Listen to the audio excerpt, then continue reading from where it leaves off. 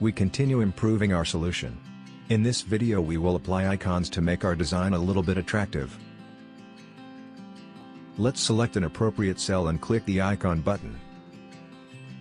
PowerKPI comes pre-packaged with icons fonts. So, we can select, for example, this one. This icon will do work for us. Let's preview the result.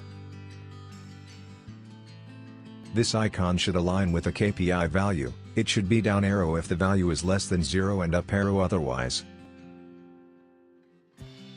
We are going to use the old school way to do that.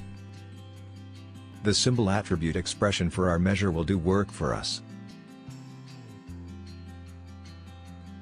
Let's get back to the editor and copy the hex code for the down arrow icon. We need to paste it into the symbol expression field.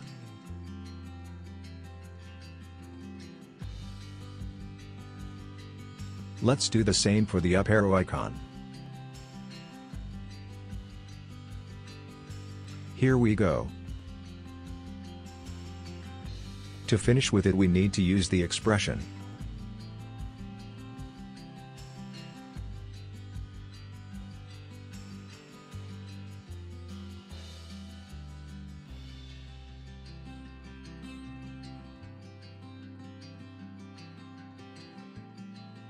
That's it.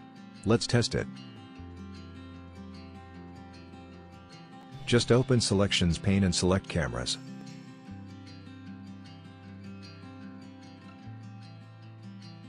Okay, it looks like it works. In the next video we are going to add rest of our KPIs using a trick which will do our life a little bit easier.